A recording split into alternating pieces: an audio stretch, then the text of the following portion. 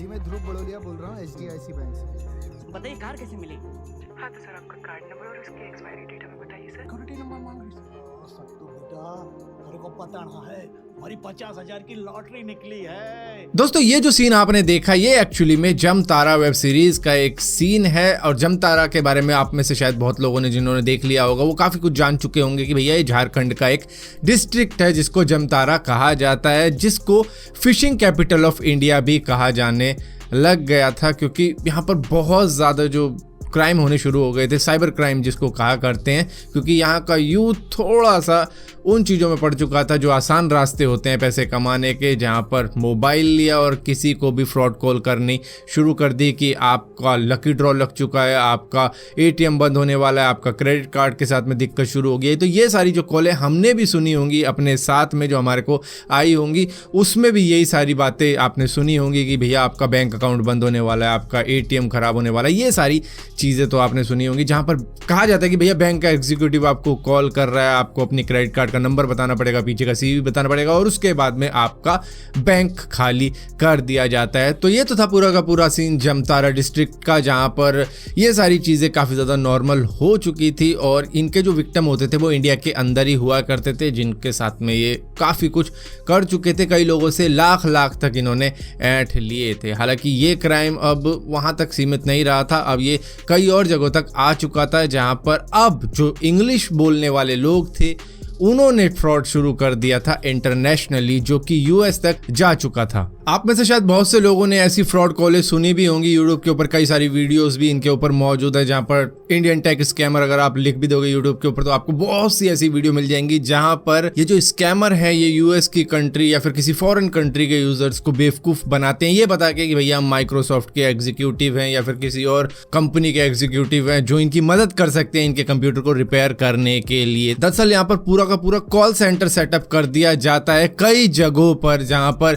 इस तरीके के फ्रॉड किए जाते हैं। कई तो खैर पकड़े भी गए हैं और अभी रिसेंटली अगर बताऊं साहिल नारंग नाम का एक बंदा था जिसको 2019 के वक्त में पकड़ा गया था, जो कि US के अंदर से ही पकड़ा गया था क्योंकि ये US के अंदर ही ऑपरेट कर रहा था ये सारा जो भी फ्रॉड कॉल सेंटर वगैरह था और वहीं से चलवाया करता था। लेकिन आपको बता दूं ये US इलीगली पहुंचा हुआ था, मतलब इलीगल तरीके से रह रहा था वहां पर और वहीं पर पकड़ लिया गया था इसको। हालांकि मतलब ये गुड़गांव का रहने वाला था जहां पर ये सारा क्राइम इसने शुरू कर दिया था और US कोर्ट ने इसको 3 साल की सजा भी दे दी है ये सारा का सारा फ्रॉड क्राइम करने के लिए। अब यहाँ पर देखो ये क्राइम जो होता था ना ये सिर्फ इस अकेले का नहीं था बल्कि कई और लोग आज भी ये क्राइम करते हैं, जहाँ पर इंटरनेशनल कॉल सेंटर की आप कई बार एडवर्टाइजमेंट वगैरह देखते होंगे किसी खंबे पे लगी हुई, किसी दीवार पर लगी हुई, जहाँ पर लोग चले जाते हैं 30,000 रुपये सैलरी के लिए और उन तक को मालूम नहीं होता कि वो किसी अच्छी कंपनी के साथ में जुड़े हुए या फिर किसी फ्रॉड कंपनी के साथ में जुड़े हुए हैं। इनको तो बस यही पता होता है कि भैया इनको एक अच्छी नौकरी मिल चुकी है जहाँ पर अच्छी सैलरी मिल रही है और इसी के साथ साथ सैलरी इंक्रीज भी होने का वादा दिया जाता है सामने वालों की तरफ से और इंसेंटिव भी होता है जितना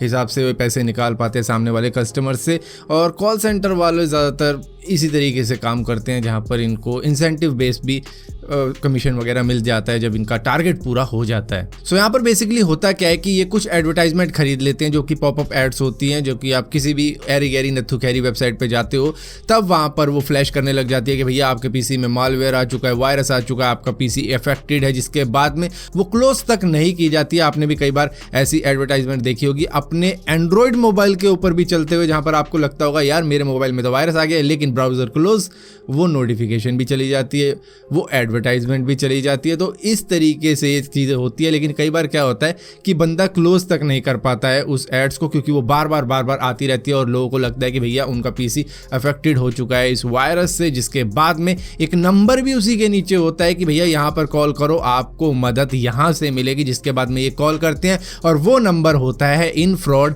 कॉल सेंटर्स का, जहाँ पर ये लोग कॉल कर बैठते हैं ये समझ के कि भैया वायरस वगैरह से पाला पड़ चुका है इनका, जिसके बाद में ये कहते हैं कि भैया हम आपकी मदद कर देंगे। आप टीम व्यूवर के थ्रू या फिर किसी और रिमोट डेस्कटॉप एप्लीकेशन के थ्रू ये कनेक्ट कर जाते हैं उनके साथ में और कनेक्ट करने के बाद में बताते हैं कि भैया हमने आपके पीसी को क्लीन कर दिया, वायरस वगैरह हटा दिया है, जिसके बाद में उनसे पैसे मांगते हैं, वो पैसे इनको दे देते हैं। तो एक ये तरीका होता है। एक और तरीका होता है जहाँ पर इस तरीके की एड्स पॉपअप होती है जो बताती है कि भैया आपका लकी ड्रॉ निकल चुका है, आप ये जीत चुके, वो जीत चुके हैं, जिसके बाद में लोग कॉल करते हैं उसी नंबर पे जहां पर ये कहते हैं कि भैया आपको अमाउंट ट्रांसफर कर दिया गया है, लेकिन हमने गलती से आपको जो आप प्राइस जीते हो उससे ज्यादा अमाउंट ट्रांसफर कर दिया है। मान लो कोई $1500 जीता है तो इन्होंने ट्रांसफर कर दिए $3000, जिसके बाद में कहते हैं कि भैया 1500 का रिफंड कर देना, जिसके बाद में बंदा सामने से 1500 का रिफंड कर देता है इनके अकाउंट में, जहां पर सामने वाले को तो कुछ मिला नहीं होता, जो इनोसेंट बंदा होता है जो कि विक्टिम होता है उसको कुछ मिला नहीं होता, बल्कि वो अपनी जेब से इसको 1500 या 3000 जितने भी होते हैं उतने $US उसको दे देता है, जिसके बाद में उसके साथ में इस तरीके का भी स्कैम हो जाता है, जहां पर आप कहोगे यार सामने वाला बंदा श्योर कैसे होगा कि उसको पैसे मिल चुके हैं। ये उनके बैंक की ट्रांजैक्शन तक दिखा देते हैं, उनके बैंक को लॉगिन करने को कहते हैं कि भैया आप अपना बैंक अकाउंट को लॉगिन करो, वो लॉगिन कर भी देते हैं, उसके बाद में दिखाते हैं कि आपका बैलेंस इतना है, जिसके बाद में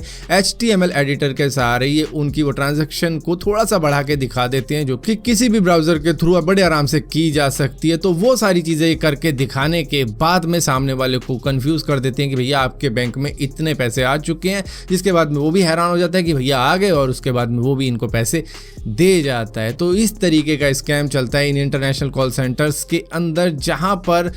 एक इन्वेस्टिगेशन चली थी यूएस के अंदर कि भैया डेली की इन फ्रॉड कॉल सेंटर्स को जब ये इस तरीके की एडवर्टाइजमेंट लगाते हैं 70 से 100 कॉलें जाती हैं, जहां पर 30% चांस रहता है कि जो विक्टिम है वो फंस जाएगा इनके झांसे में। और इस तरीके से ये जो साहिल नारगर नाम का शख्स था जो कि ये फ्रॉड कॉल सेंटर चलाया करता था, उसने $3 मिलियन तक कमा लिए थे, यानी $30 लाख कमा लिए थे, जिसको इंडियन करेंसी में अगर कन्वर्ट करोगे तो आप भी हैरान रह जाओगे वो अमाउंट जानकर। मतलब इतना अमीर हो चुका था ये कि ये अब ये सोचने लग गया था कि मैं यूएस वाले बंदों से इतने बात कर रहा हूं कि चलो मैं यूएस ही रहने चले जाता हूं, और वहां पर यूएस में इलीगली रह रहा था। तो इस तरीके के इंटरनेशनल फ्रॉड कॉल सेंटर भी चलते हैं इंडिया के अंदर, जो कि जमतारा से बहुत आगे के लेवल पर जा चुके हैं, जो कि मिलियंस ऑफ $US कमाते हैं ये स्कैम करके, लेकिन इन द एंड ये पकड़े भी जाते हैं। कई सारे पकड़े भी गए हैं नोएडा के अंदर से ही, जहां पर ये कॉल सेंटर चला रहे थे ये दिखा के कि भैया हम तो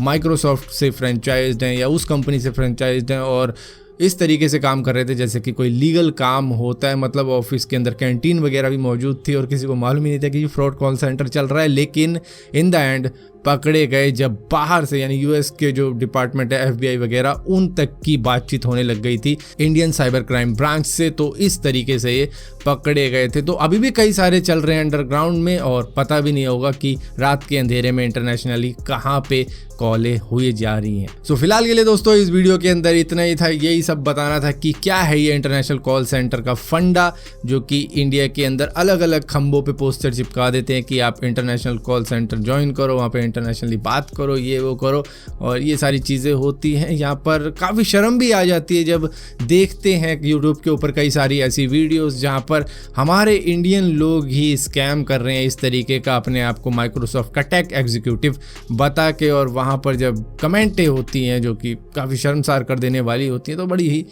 अजीब सी भी लगती है। तो अगर आपको भी देखना है तो भैया इंडियन टेक स्कैमर सर्च करो, आपको पता लगेगा कि क्या और चीज़ें चल रही हैं यहाँ पर इंडिया के अंदर जो कि हमें पता भी नहीं होगी। सो फिलहाल के लिए दोस्तों ये वीकेंड था, इस वजह से सिंगल टॉपिक रहा। अगर इसी तरीके की और भी वीडियो देखना चाहते हो तो इस चैनल को सब्सक्राइब जरूर करना, सब्सक्राइब किया तो बेल का आइकॉन जरूर दबाना, वरना आपको मालूम नहीं चलेगा मैंने को वीडियो डाली थी।